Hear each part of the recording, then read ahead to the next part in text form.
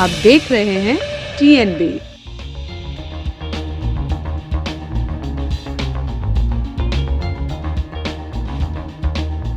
आप किसी को गाली देने लगो, किसी को कुछ बोल दो बेलगाम होकर के, ये किसी को इजाज़त, हमारी संगठन है या अनेक पार्टियां हैं, सब में एक अनुशासन है ना।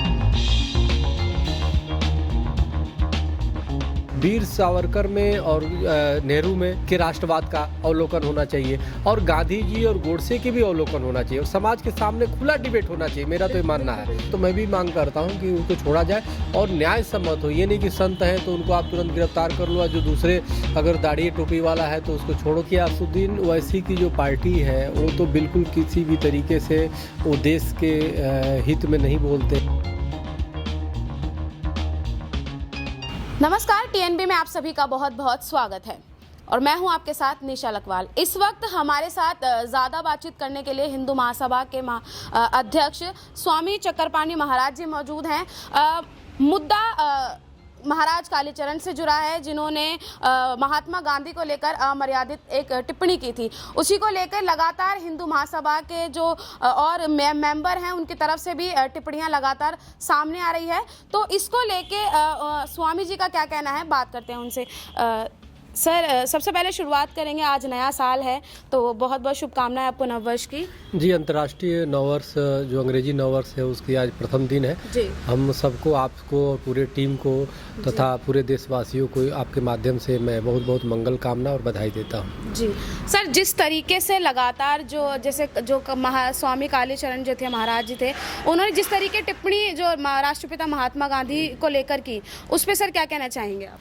नहीं, देखिए, जो गोडसे और गांधी जी की बात उन्होंने किया तो गोडसे गांधी में ऐतिहासिक तथ्यपरक जो है हमेशा विश्लेषण होना चाहिए, उसकी डिबेट होनी चाहिए, उसमें अवलोकन होना चाहिए। लेकिन अब शब्द किसी को भी बोलने का जो असंवैधानिक शब्द है या अमर्यादित आचरण है वो नहीं करना चाहिए।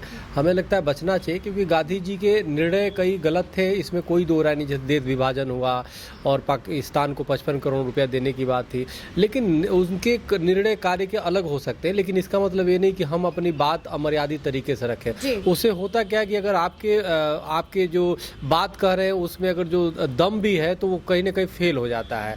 तो इसलिए नाथूराम गोडसे के अंदर एक भावना थी कि देश विभाजन हो गया, पीड़ा जरूर होगी उनके अंदर हृदय में, लेकिन जो अभिव्यक्ति की उनकी तरीका थी, विरोध की तरीका थी गोली मारना, वो संवैधानिक नहीं है। किसी को भी अब गोली मारने लगोगे तो फिर कौन बचेगा, क्या रहेगा। तो इसलिए वैचारिक मतभेद अगर है तो उसको वैचारिक तरीके से ही सुलझाया जा सकता है, उसको एक सभ्यता तरीके से बात किया जा सकता है, एक संवैधानिक दायरे में रह करके।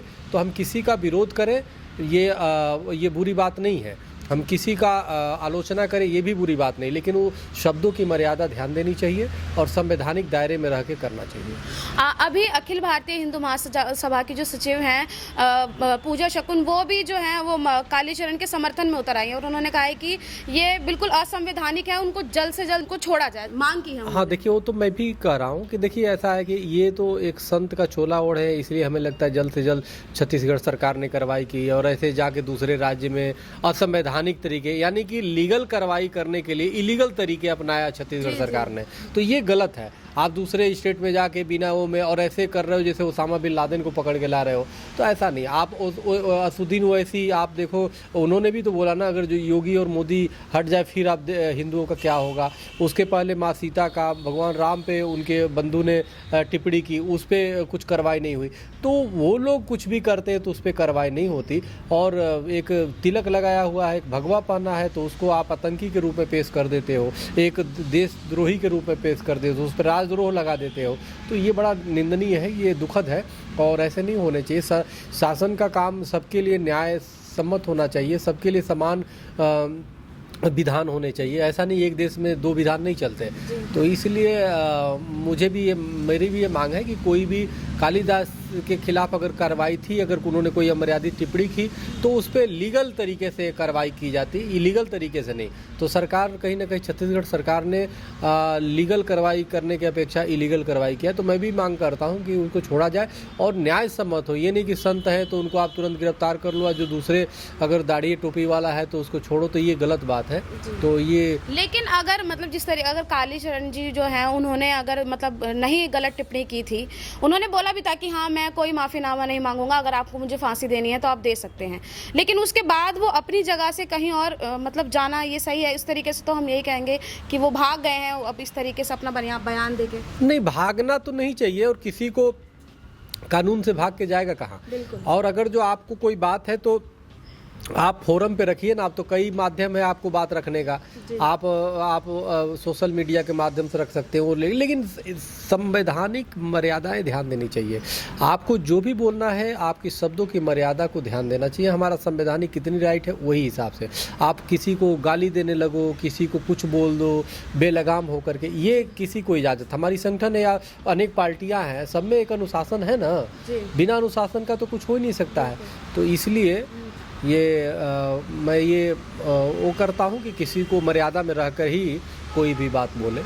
लेकिन जो पूजा शकुन है, उन्होंने जो डॉक्टर पूजा शकुन है, उन्होंने एक चीज़ और कही है। उन्होंने कहा है कि गोडसे ने पूर्व में एक राक्षस को मारा था और अब समय है जो आपके राक्षस हैं उनको मारने का। तो उनका मतलब सीधा हम समझ सकते हैं कि उन्होंने किनको। देखिए, हिंदू महासभा में कई ऐसी विचारधाराएं के लोग हैं, इसमें गोडसे को भी मानते हैं। गोडसे के वो राष्ट्रवादी जो पक्ष थे, जो देश विभाजन हुआ उसमें कहीं ना कहीं वो आहत थे, तो उस पक्ष को लेके चलते हैं।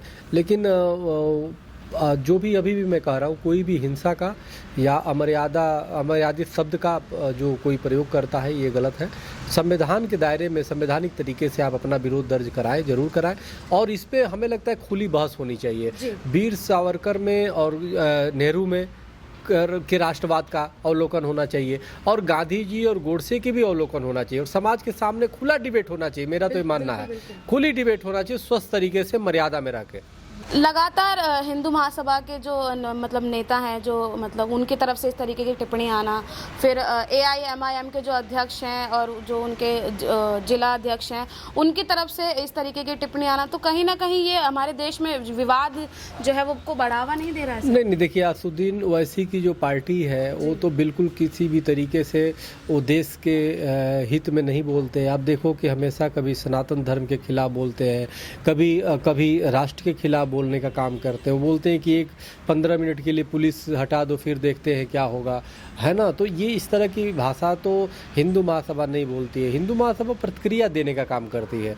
अगर कोई वो करता है तो उस पर तो, और मैं प्रयास ये करता हूँ कि हमारे महासभा में जो लोग भी हैं जितना हो सके अनुशासन और मर्यादा में ही रहे, और मैं कभी किसी को ओवैसी की तरह बयान देने की वो नहीं करता। और ये देश सबका है, सबको मिल के चलाना है, और इसलिए संवैधानिक मर्यादा में रह के ही कोई भी बात रखे तो यही देश हित में है, यही समाज हित में है, और देश मजबूत होगा तो सब मजबूत होगा। बिल्कुल। तो सर, आखिरी चीज़ मैं इसी से पूछना चाहूँगी कि 2022 में चुनाव है, यूपी में चुनाव है, तो उसको लेके भी यही लगातार किया जा रहा है कि हम हिंदू सम्राट बनाएंगे और 2022 में जो सरकार बनेगी उनको जिताएंगे। तो सर, इनडायरेक्टली वे में किसके लिए कहा जा रहा है ये मैं पूछ। नहीं, ये तो अभी तो ये भविष्य के गर्भ में है कि क्या होगा, लेकिन ये जरूरी है कि जो हिंदुत्व के कार्य करेंगे, जो हिंदुत्व के समर्थन करेगा, हिंदुओं के विशेष रूप से ध्यान देगा, तो उसको, क्योंकि आज़ादी के बाद से हिंदुओं को कहीं ना कहीं उपेक्षा, राजनीतिक रूप से उपेक्षित किया गया है। तो जो हिंदुओं का साथ देगा, हिंदू महासभा उसे समर्थन करेगी, साथ देगी। तो ये थे हमारे साथ स्वामी चक्करपाणी महाराज, जिन्होंने तमाम मुद्दों को लेकर अपनी राय रखी। उनका कहना है कि हिंदू महासभा के जितने भी जो पदाधिकारी हैं वो अपनी राय मुद्दों को लेकर रखते हैं, ना कि AIMIM के जो अध्यक्ष हैं असदुद्दीन ओवैसी की तरह की वो जो देश में मुद्दे भड़काने का काम करते हैं। फिलहाल के लिए बस इतना ही। आप देखते रहिए TNB। धन्यवाद। हमारे नए अपडेट्स पाने के लिए हमारे चैनल को सब्सक्राइब करें और बेल आइकन पर क्लिक करें। साथ ही हमारे वीडियोस को लाइक और शेयर करना ना भूलें।